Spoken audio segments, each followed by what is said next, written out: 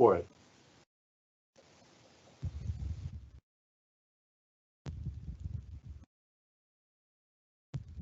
Good afternoon and welcome to Industrialized Unit Process. I have with me today Mike Regan, who is the plans examiner for the state of Ohio for all industrialized units, and Steve Regoli, our senior architect administrator, who oversees this program. We're very excited to present this education to you. This is not a topic that a lot of people know a lot about, but industrialized units are used more and more often in major construction, and Mike certainly is busy around our office. Now I'm passing you to Mike Regan. Good afternoon, everybody. I know everybody wants to get out and enjoy probably the last day of autumn here. So Indian summer is approaching its end. But we'll try to get through this in a way that I just want you to know what an industrialized unit is and what you as a building official, a plans examiner, or inspector has to do with it. When I first started work here in 2003, I walked into Jeff Eaton's plans examiner's room, and when I sat down, they said, rookies do industrialized units.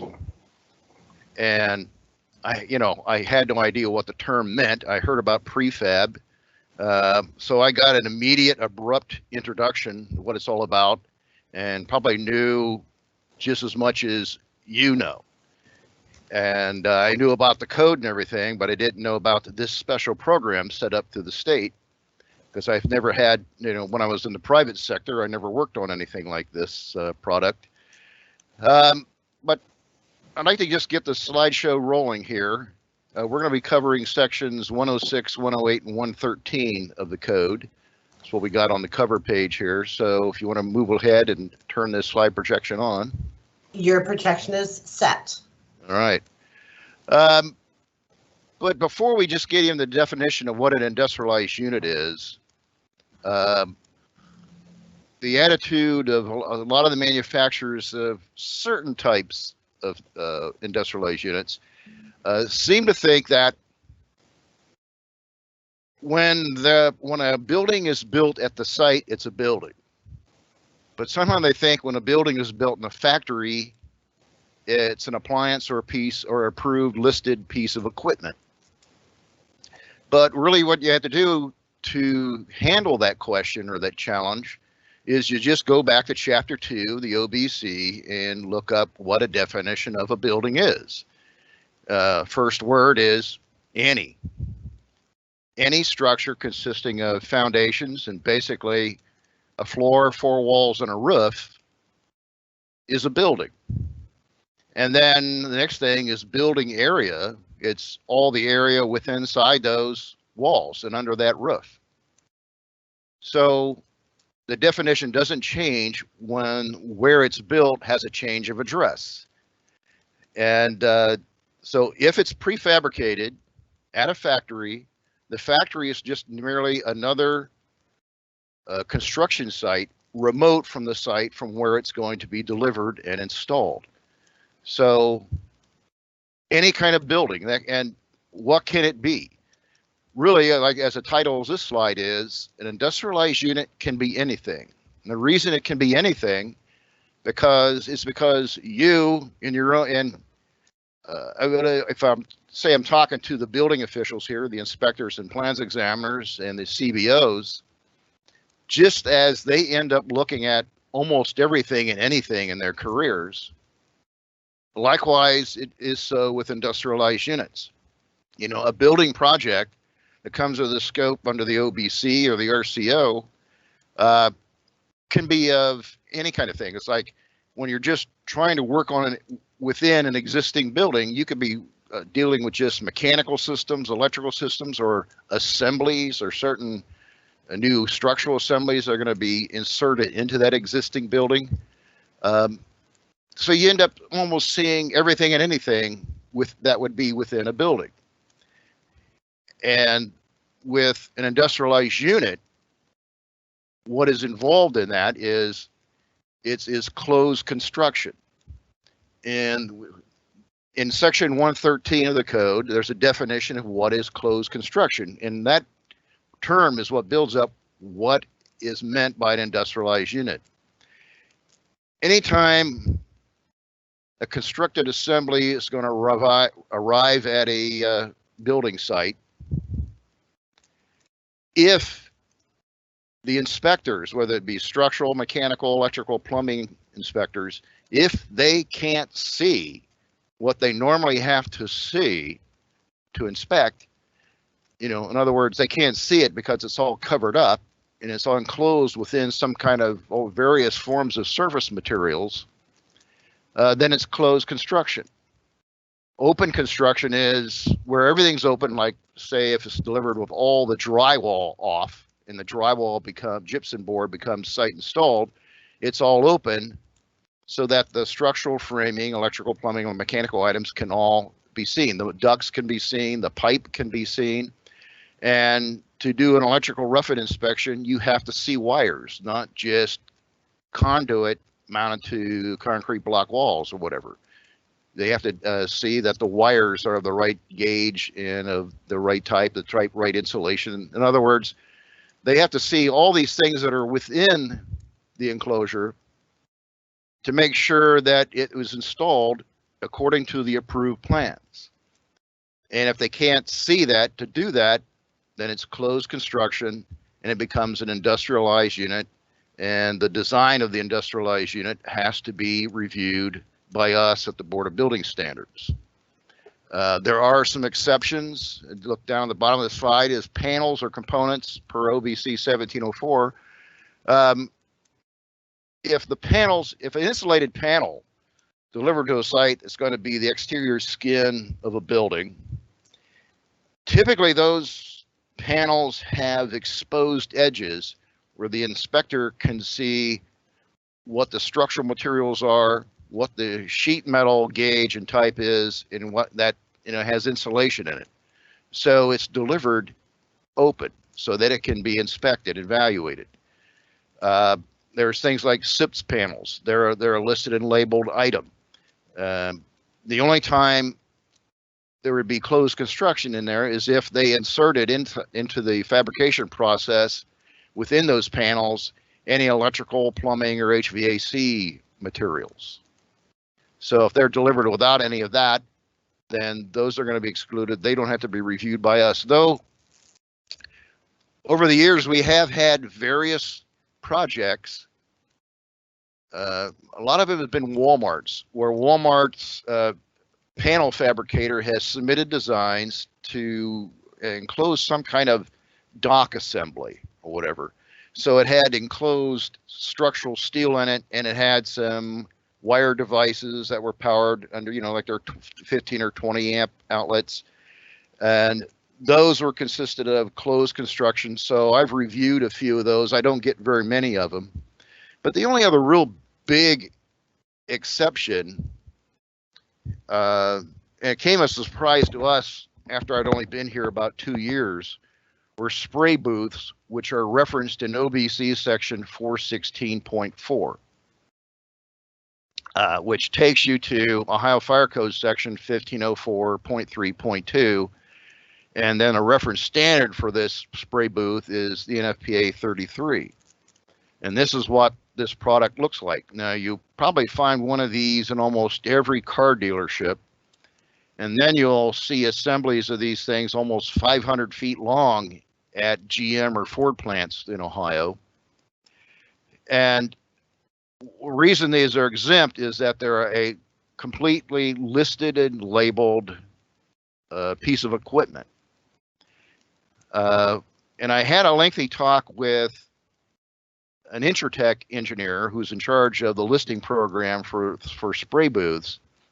He wanted to make it clear to us that what you're seeing in these two pictures here doesn't include the extent of their listing approval. The extent of their listing approval of this equipment is only as delivered. And you'll see in all these seams, is saying all these joints you see along this module. Those are the demising lines of all the different panels. This thing was shipped all knocked down, panelized construction on a big pallet. And then it was taken apart, and all these things are bolted together again, and you see these HVAC equipment here for all the paint exhaust. What the Intertech inspector at the plant approved was not what you see assembled here. Only how this thing went out the door was the extent of the Intertech approval. So there's a paragraph in section 107 of the code, and just like an inspector inspecting the compliance of a prefabricated metal fireplace going in a house, our drawings for that, we include the installation instructions. An inspector is required to get a hold of the installation instructions from the manufacturer to make sure that fireplace gets installed in compliance with those instructions. That's what Intertech has stated as the extent of their listing approval with whoever's building these spray booths, is that our approval is limited to what leaves the factory. Then building officials at the site have to make sure these things are assembled according to those installation instructions. So this is really the only big exception in the industrialized unit program of what wouldn't be an industrialized unit, but is an approved piece of equipment. And just like I said before, industrialized units can basically be anything. They don't have to be just buildings. Now, a lot of building officials have made an incorrect interpretation. They're thinking that industrialized units only involve houses. Well, it could be involved, like one item here. It can involve sub-assemblies. We have industrialized units that are just indoor restrooms, and we also have standalone outdoor restrooms. We've had mechanical penthouses. 25% of our work involves mechanical, electrical, plumbing equipment rooms. It used to be when the fracking industry was going on, and it was under the code at the time, back in about 10 years ago. It got to be like 35% of our work was these kind of buildings because of the fracking industry. We've gotten out of that, but they can be standalone. They don't have to just be standalone buildings. These can be interior spaces, a building addition, and sometimes they get mounted on top of a building. So they can just be as varied as the amount of work as you get from the site-built construction. How you orchestrate all this and get it to fit in with what gets installed at the site is outlined in this diagram that Steve Regoli put together. And if you ever get a copy of this and you get an industrialized unit applicant, you can hand them this and let them know how this thing needs to be integrated so that this thing can be assembled harmoniously with the site installation. We had a problem with one of our manufacturers earlier this year.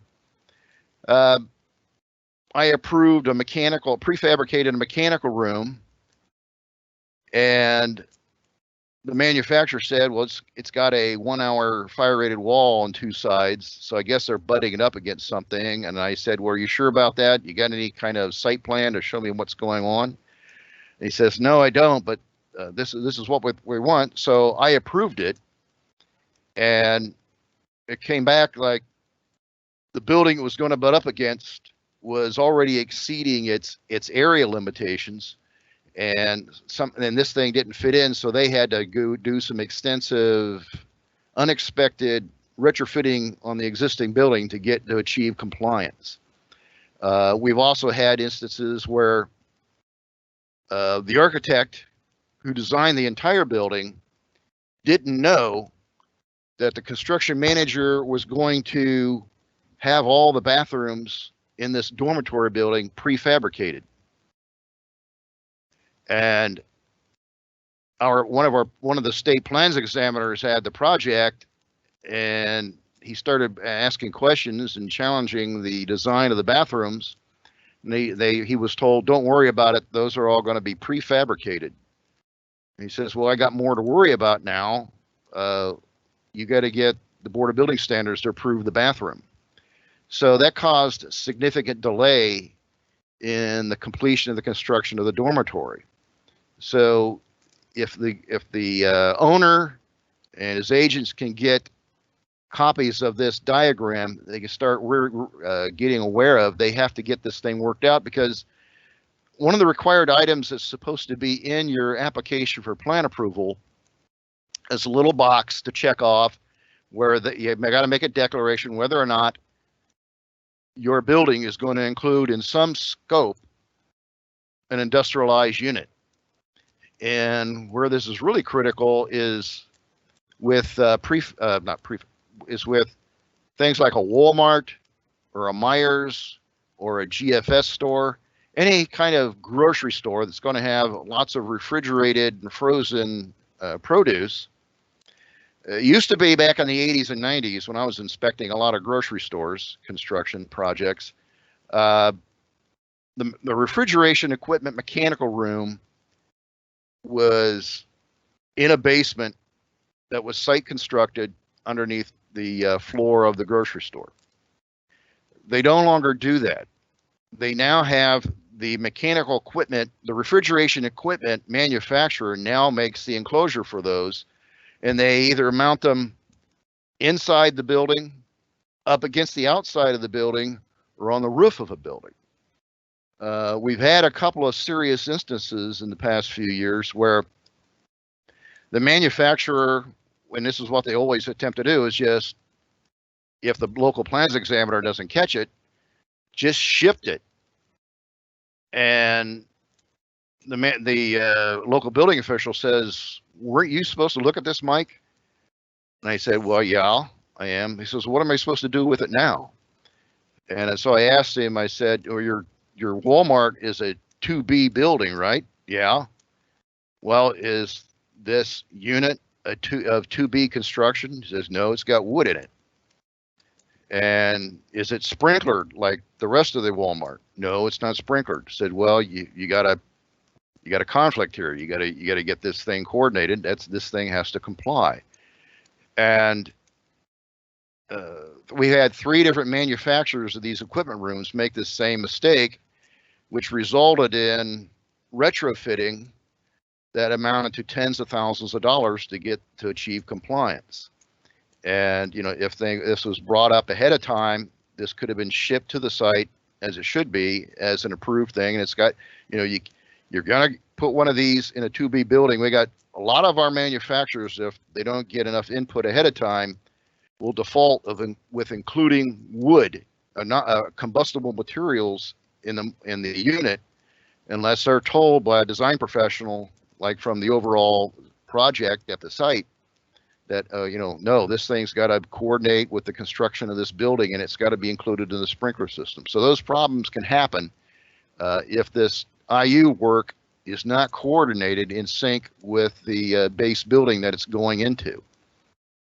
We have a paperless system in the Industrialized Unit Program, and we were the first to go paperless in Ohio. It's evolved into this database that you see pictured here. Here we have one of our, Doug, our former board member's manufacturing facility. Got him named here. He's kind of like the example. And we have all this information squares or form fields, and it shows all the different IU numbers and descriptions of them. And I click on this ID number right there, and the construction document file, PDF file, automatically opens up, and I can review it from there. And then after I review and approve it and seal it, I just click save. It ends up being listed as approved paid, and the manufacturer can download the approved plans to their computer. And the construction documents I review are no different than anybody else's, other than the fact that I don't review site work. So, but one thing I wanted to go through in a list of What I don't do and what I don't know about, and this is surprising to a lot of local plans examiners, I got to let them know that we do not get site plans.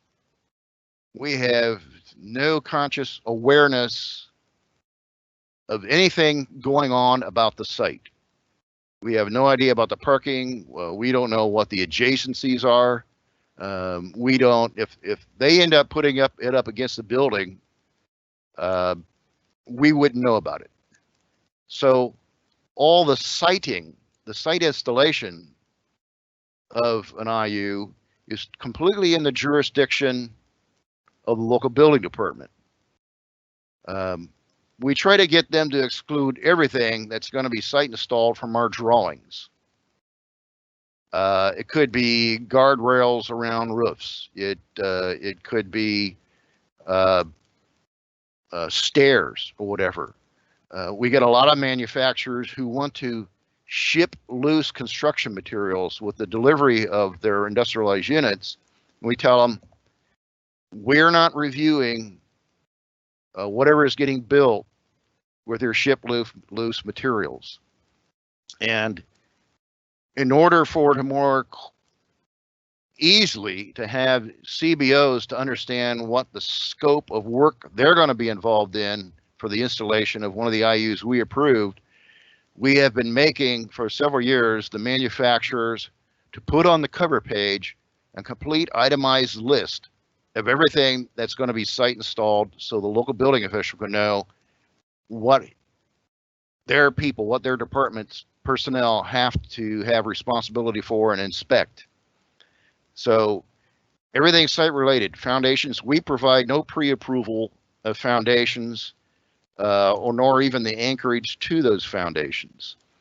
The foundation plans that we get in our drawings are limited to just the scope of telling everybody, not making everybody aware of where the bearing points are. Like, is this relying on certain pier points on some kind of independent foundations units instead of continuous, or is it going to bear on a continuous foundation? That's about all we're looking at. And that's provided as information only to the local building department, so they know, so that the engineer of the local work and the chief building official and the inspectors for that local work can know what has to be built underneath this unit to hold it up. So I don't review site plans. And the other thing is, we make the manufacturer's note on the cover page that our review is assumed that it's a standalone building, that you would have to declare forward to us that if this thing's going to be inside a building or on top of a building. I have several times provided approvals for H3 occupancies. They're rather small buildings. They're like, I don't know, 20-foot square or something like that. And I gave them approval. And then the local building department calls me back and says, why did you approve this? This thing is going inside this warehouse. And I told them the drawings are approved on this, as stated on the cover page, that this is a standalone building. That means this wasn't reviewed for it to be put inside another building. So the locals have to review that and being conscious of what we're not aware of. We're not aware of the on-site situation. Unless somebody comes out and says, look, we've already had this approved by the local building official. You can talk to them. They've called us, and they make arrangements to integrate various things in the structure of the industrialized unit so it has the proper compliant separation for whatever it's going to be put in or on at the site.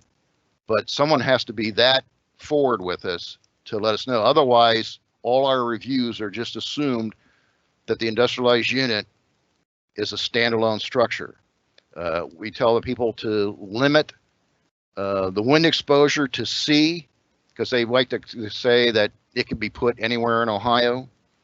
But if it's within 1,000 feet of Lake Erie, it's not approved to be a D. Usually it's just a B seismic zone. The ground snow loads are typically only 20 PSF and at most 30 PSF. So if it's up in Northeast Ohio near the lake, and you got more lake effect snow than that, these things have the scope of where they can be or what they can be or how can they be used is all going to be made clear on the cover page. There's going to be a total limitation of use stated there. Because our foundation, like I said, the foundation concerns are completely off. I've got, especially the problem I have with prefabricated concrete buildings that are used, usually prefabricated bathrooms or mechanical rooms or whatever. They usually like to lead the buyer to believe that all you have to do is slide that off the flatbed of the truck, put it down on some gravel, and you're good to go.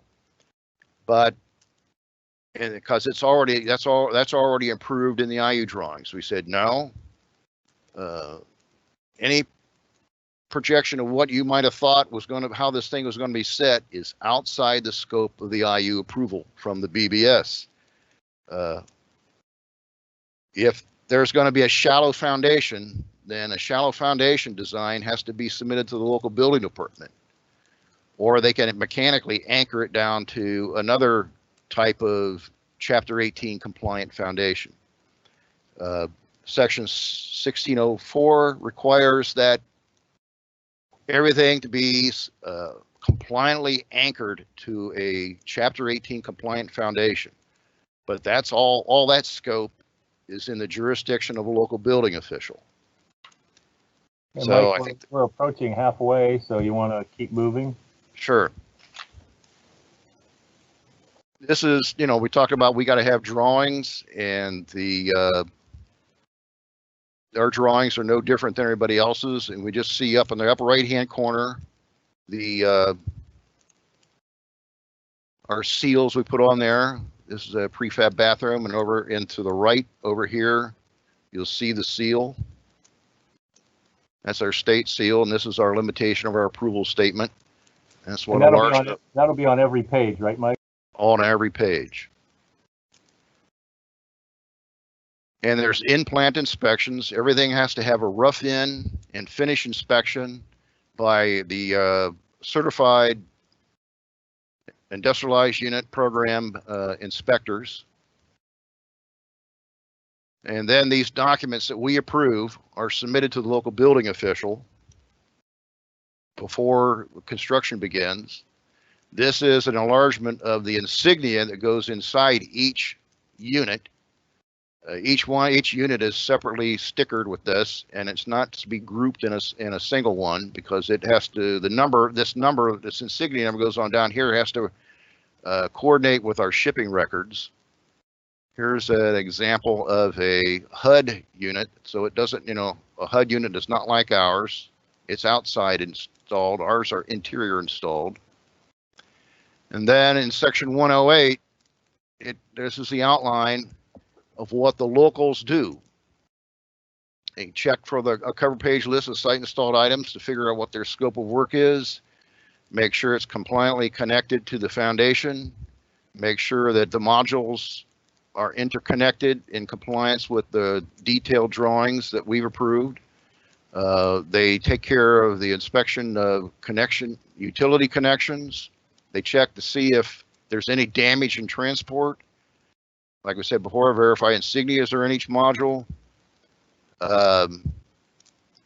Other typical required inspections, but without destruction. I mean, you're not to order anything to be uncovered. Electrically wise or whatever, you can't have anybody pulling drywall off to do an inspection. And especially, you can't even get up above the hung ceiling, suspended ceiling, to look up above that. You are to verify the unit is installed per the manufacturer's installation instructions, but those installation instructions can't contradict the details that are in our approved drawings.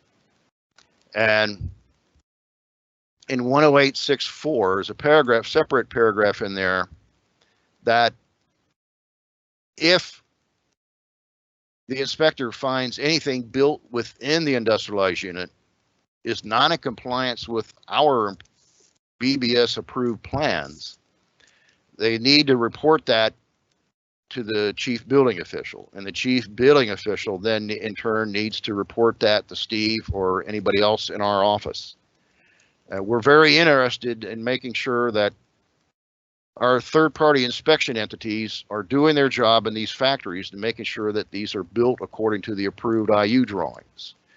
So you have the opportunity to, you don't have to sit there and watch bad work be delivered and just forget about it. This is your opportunity to make sure these things are done right and that the owner has a compliant building, and you can get these situations taken care of, because in the section 113 of the industrialized unit section of the chapter 1 building code, it states that an industrialized unit manufacturer has responsibility for compliance with the approved drawings until the local building department issues their certificate of occupancy. So if while construction is going on during the assembly of these units at the site, like we had one instance where with a large nursing home that was all made of modular construction, all of the under floor deck sanitary piping was to be site installed, but it got installed at the factory and it got it installed wrong. And by the local finding that and letting us know about it, we're able to get the manufacturer to send people to the site and get all that replaced and repaired. So, you know, there's some people think, well, it's done, it's over, I'm not going to bring up anything that's inside the thing, so I'm not going to worry about it. But if you find something wrong, let us know. But the one other big thing that gets misunderstood with industrialized units is like in Indiana, they have a program that's called mobile modulars. A lot of their prefab school buildings that get set on wheels and stay on wheels, along with other types of structures, they have a mobile modular thing going on outside their building code. But industrialized units in most states in the United States aren't any kind of mobile modular. They are meant to be installed on permanent foundations. So if anybody wants to move modular units that were IU, see, the status of being an IU is a temporary status. As soon as it gets occupied at its first site, it ceases to be an industrialized unit. It's just like if you had a building that was all panelized. You're not moving it panel by panel. You're going to be moving you're going to be moving an existing building. So it's treated per OBC 3410, just as Jay explained and as Steve explained. It's going to be evaluated and inspected as a moved structure. This happens with office modulars, classroom modulars, and some like cell tower buildings. And we'll keep forever these sites, these drawings in our database. So if somebody ever gets one of these moved in their area as a second use, we have drawings available. They could check it out and just use as a reference. Though the drawings no longer function as an approved set of construction documents. It's just there it's going to be available for information only. And this is an example of a prefabricated bathroom that went in, I don't know, either a hotel or a dormitory. See, that really the only thing in this that is of closed construction ended up being the electrical system, because there's just an exhaust fan and a light fixture up in the ceiling, and then there was an electrical outlet that these cables fed to down near a sink. So because this unit had one item as far as enclosed construction, it came in our jurisdiction. Steve had worked with one construction manager in Columbus and he was able to convince him, look, just leave the electrical wires hanging out of the device boxes so that a rough-in inspection can be done at the site, and then you guys can complete it by installing those electrical devices, and you'll be done. And the city of Columbus took that in as as in their scope of work, and their electrician did that inspection, and it was done, and it was compliant, and it did not have to be an IU. We don't try to make people to make everything possible an IU. But one thing that needs to be warned about these things, a lot of the people that manufacture them want to put them on polycarbonate, hexagon, honeycomb, cellular deck, which is not a compliant building material based on it being inflammable. Some of these things, some of the IUs can get pretty small. Because this thing had enclosed electrical systems, it became an IU. We don't get a whole lot of this kind of thing. This is a picture of a park trailer, and we had to deal with some campground facilities, KOA facilities. These are park home. They were marketed as park homes, but legally, according to the Ohio Revised Code, the category is a park trailer, and the rule is that it has to remain mobile. And they basically immobilized this, and I think in many cases, they had even taken the wheels and axles off and just basically put them on manufactured home foundation systems. So this would not be an IU. It's outside the scope of the RCO. Jay had already talked about previously on shipping containers, and the BBS memo on that is BBS 397, and that's available from our website. You can pull that down from our homepage. There's some drop-down menus to get to that, and you can use that as information that describes you in one page, pretty much what you have to know about when dealing with building out of a shipping container. And I don't want to spend much time on that.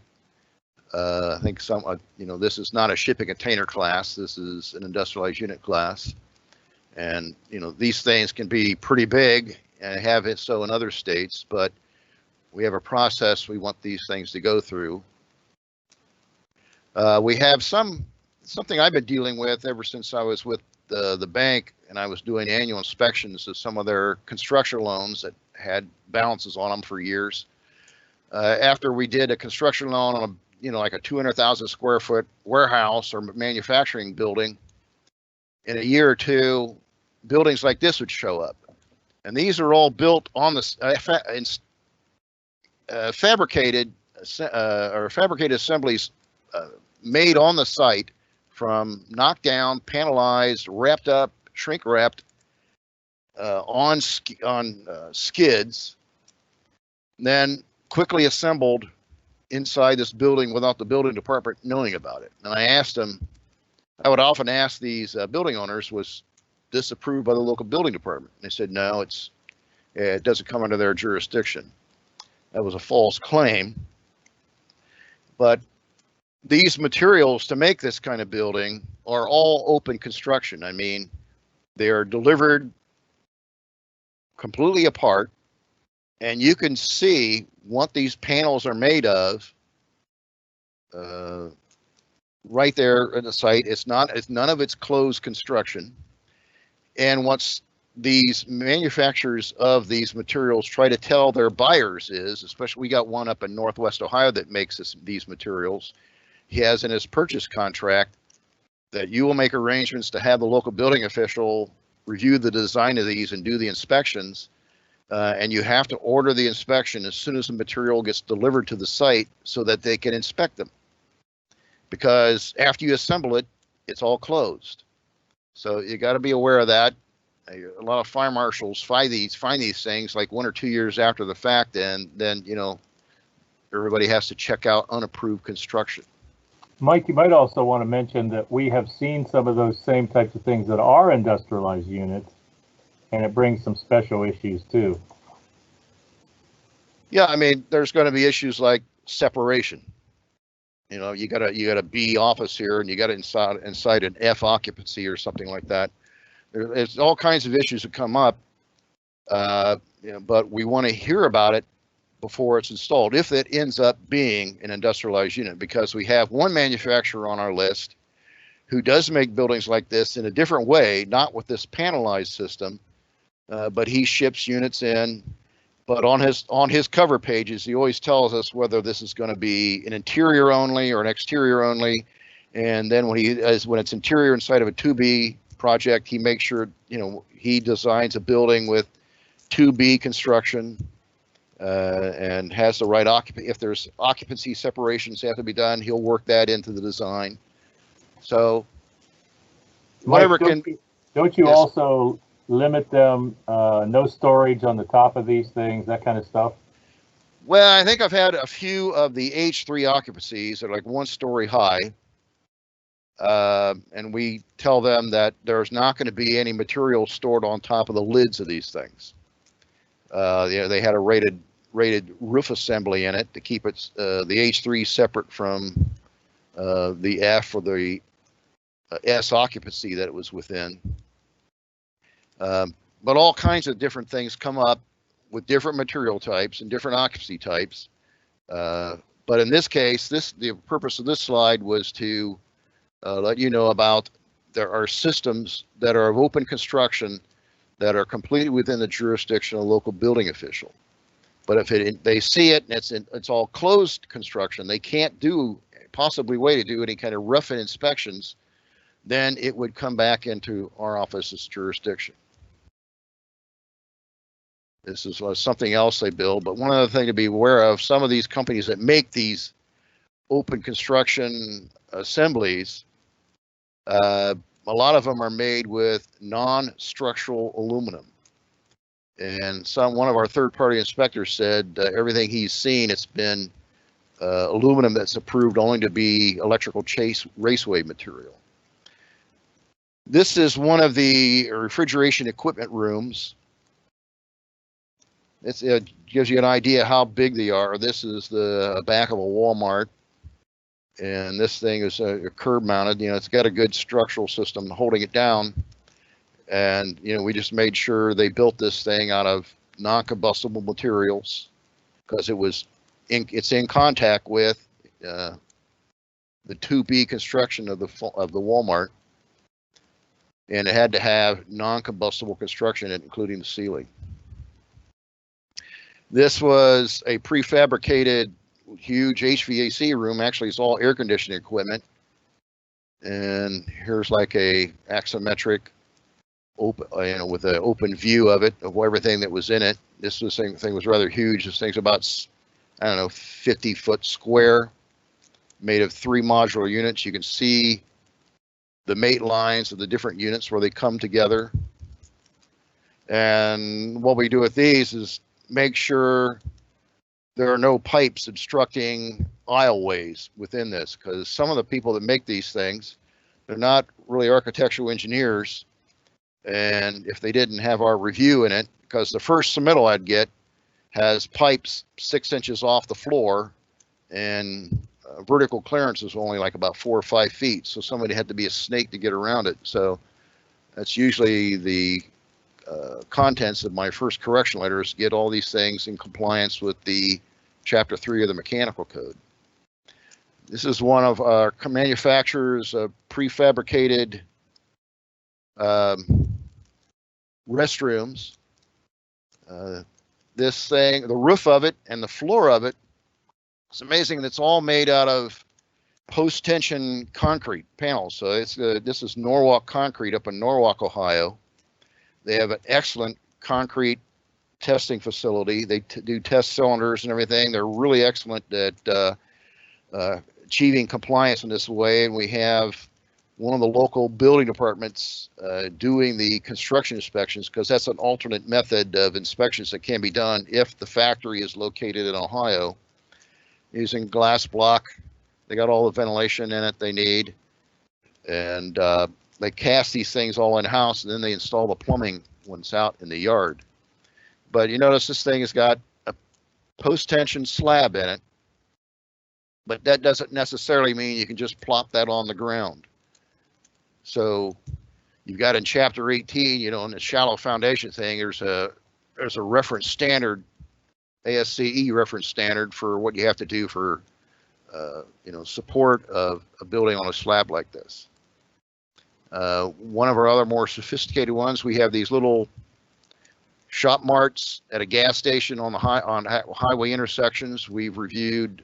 We get about 2 or 3 from this company out of Atlanta that makes these things. It's pretty well sophisticated. It's all steel construction. It's an excellent work. These things are kind of fun to do. It's a break from the usual norm of the small buildings. You get something more sophisticated. The same company also makes a prefabricated car wash. You may have had your cars go through one of these things. It's a pretty interesting thing. It's a little challenging to review. You got to make sure, it taxes your knowledge of the mechanical code and plumbing code. They're fun to review, and probably the largest things we've done, the most sophisticated thing we've done was I2s. This is a nursing home built by a company called Ritz-Craft out of southern Michigan. And the only thing we didn't do was we didn't have much responsibility for anything above this trim line here, because a lot of the roof assembly ended up having to be done at the site, including these dormers and including these overhangs. So we get that all listed on the cover page for what the local has to take care of on site. This took quite a bit of time to review, but it was a rather enjoyable break from just looking at homes and mechanical rooms. But this kind of project verifies that almost any large project can be done in the prefab manner. And here's a picture of, this was actually going on up in New England. It wasn't one of our projects. It's a prefabricated dormitory building. And this comes in with thin set brick on it.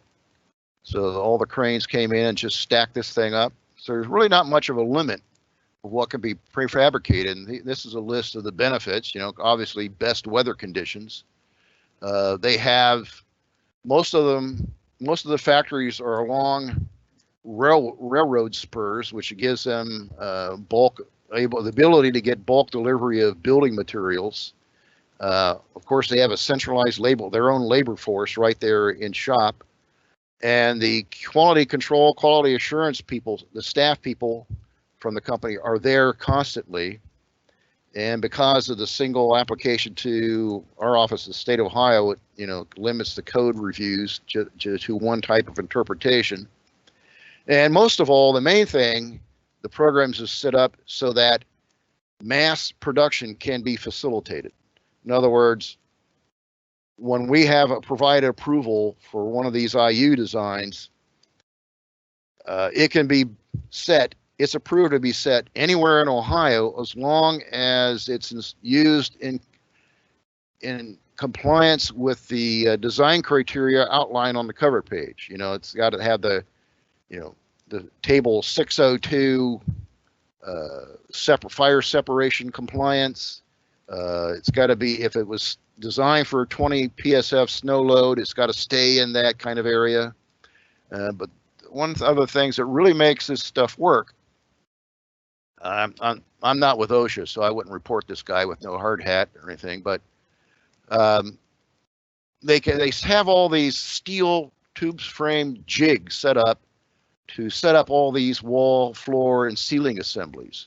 And this can be done with wood, steel, or whatever they're building with. One of the key thing is, because this is built indoors, they don't have to put the exterior skin and surface materials on it before they hang and spackle drywall. They can do drywall first. And when they do drywall first, that means any gaps or penetrations within that drywall can be sealed, so that they got a more airtight building. And it's all done in exposed manner, so they can build it logically instead of what Mother Nature rules.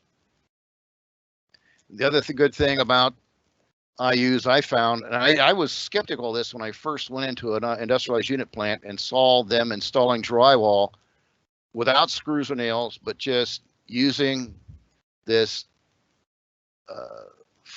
plastic foam adhesive. And what I found was, though, that it is harder to get the drywall, the gyps board, off these structural members than if it was screwed. I mean, this is super gluing your gyp board with a 1 or 2 inch wide fillet weld to get it permanently set. I mean, when you try to remove these gyp board panels from these framing members, the paper of the gyp board is just going to rip right off the plaster. Hey, Mike, also explain to them what they're seeing. Those are not misaligned trusses. That's the fold up roof truss. Oh yeah, this is that is ceiling drip board, like I said, but this lets you know about the fold down roof truss assembly system. We approve in our documents these tilt up top chord roof truss assemblies.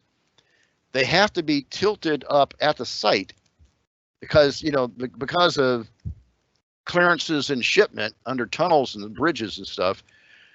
You can't ship it with the whole roof erected. So they have these hinged connectors at the ends, and they might even have these at the center bearing. But when they tilt these things up, there are web members then have to be used in it and prop it up in place permanently.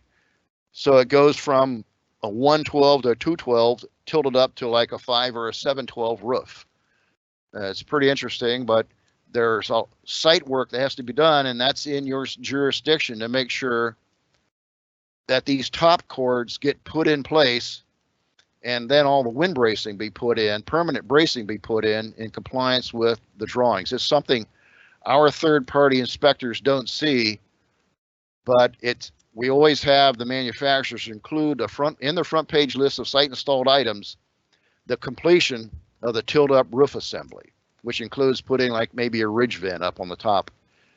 One of the things that got me into being in studying architecture was my mechanical drawing teacher in high school brought in a big picture book of the project that was called Habitat. It was at the Montreal World's Fair in 1968.